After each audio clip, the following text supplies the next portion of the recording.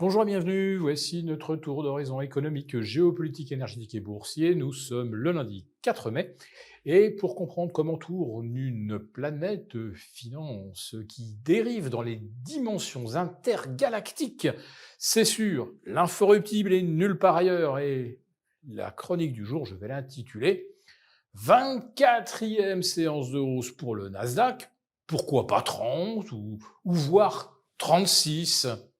En tout cas, rien ne semble pouvoir faire dérailler le rallye haussier, même pas les rumeurs pas complètement vérifiées, mais le marché se méfie. Oui, un navire américain, une corvette, aurait été touché par des tirs iraniens. Ça a suffi à faire flamber le pétrole de 4 dollars ce matin.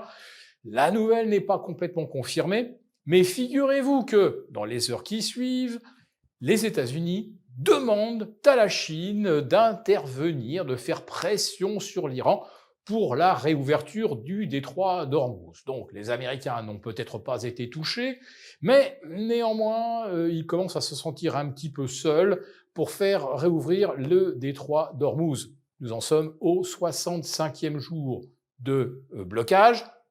Et pour le Nasdaq, nous en sommes au 24e jour de hausse avec probablement un nouveau doublé, record intraday, record de clôture, si tout va bien.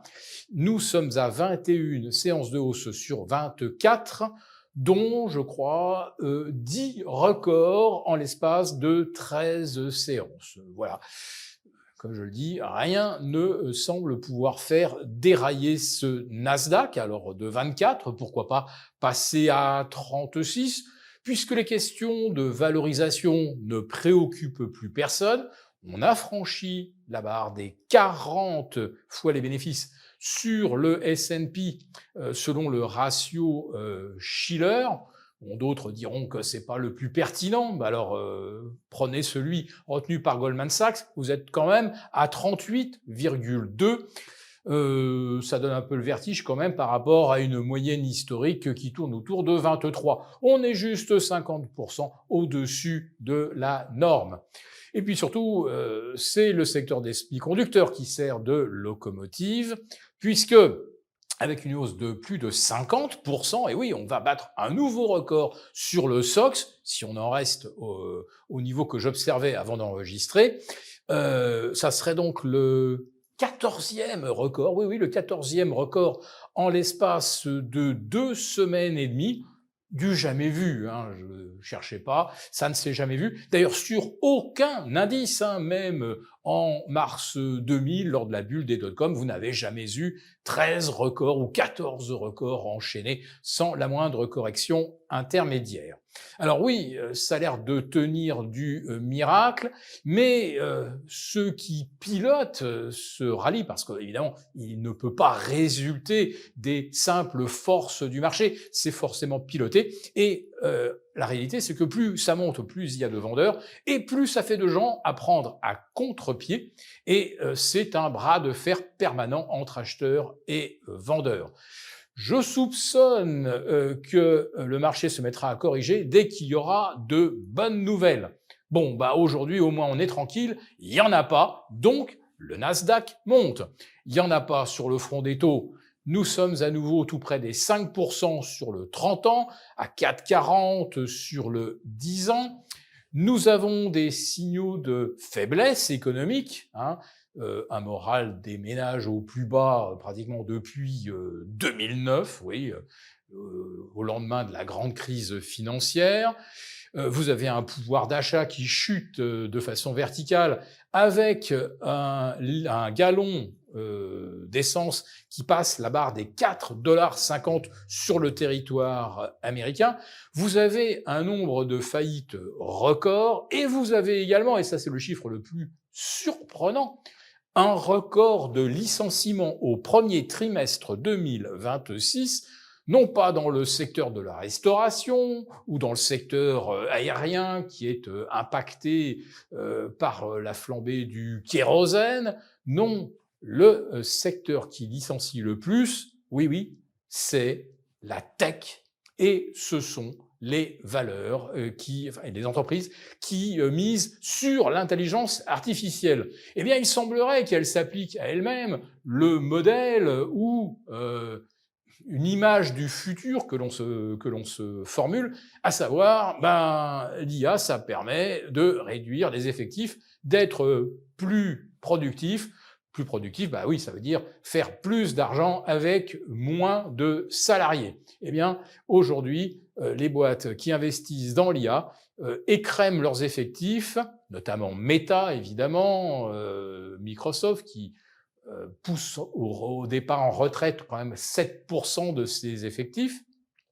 Et je peux vous multiplier les exemples avec plein de boîtes qui fabriquent même des microprocesseurs qui écrèment de façon à avoir plus de capacité d'investissement, c'est-à-dire les fameux CAPEX. Alors là, en ce qui concerne les CAPEX, eh bien, on voit chuter aussi de façon verticale les réserves de trésorerie des géants, des GAFAM, qui investissent, c'est maintenant la moyenne, 200 milliards dans l'IA, dans des GPU, dans des semi-conducteurs. Oui, mais là, voilà que la trésorerie est littéralement carbonisée. Et si jamais l'IA ne génère pas de retour sur investissement, ceux qui ont juste dépensé leur trésor n'ont pas grand-chose à craindre, mais ceux qui ont beaucoup emprunté pour faire partie de la course à l'IA, et on pense notamment à des jeunes pousses, des firmes de la Silicon Valley financées par des créanciers privés qui ont cru et qui croient toujours à l'IA, eh bien les choses pourraient mal tourner. Voilà, vous voyez, je vous ai fait la démonstration que pour l'instant, aujourd'hui, il n'y a que de mauvaises nouvelles. Donc, résultat imparable, nouveau record du Nasdaq. Maintenant, moi, je vais vous dire mon sentiment. 50% de hausse du SOX depuis le 30 mars. Ça représente un apport de capitalisation boursière de plus de 3 000 milliards de dollars. Rien que Nvidia, avec ses 40% de hausse, a rajouté 1100 milliards de capitalisation. Quand vous voyez cette flambée du SOX, vous vous dites, tiens, c'est juste la bonne taille pour aller participer à l'IPO d'Anthropic, 1500 milliards de dollars, SpaceX, à peu près du même ordre, ChatGPT, peut-être 1000 milliards. Tout ça, ça nous fait une fourchette entre 3005 et 4000. Eh bien, la remontée de Wall Street, elle a fait 2 fois mieux. Depuis le 30 mars, ce sont 8000 milliards qui ont été rajoutés. Alors finalement, en reprendre 4000 pour participer aux IPO, avouez que ça ne perd pas d'argent. Pour vous remercier de votre fidélité, vous pouvez télécharger gratuitement notre rapport spécial qui contient nos solutions pour préserver votre épargne face à la faillite économique de la France, laquelle met en danger votre épargne. Il vous suffit de cliquer sur le lien en description pour l'obtenir gratuitement. Merci et à bientôt. Merci beaucoup d'avoir regardé cette vidéo.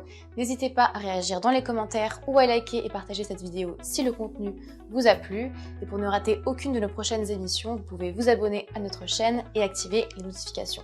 Et pour plus de contenu, n'oubliez pas que le dernier rapport rédigé par nos experts est accessible en cliquant sur le lien de description. On se retrouve tout de suite dans les commentaires et je vous dis à très bientôt pour une prochaine vidéo.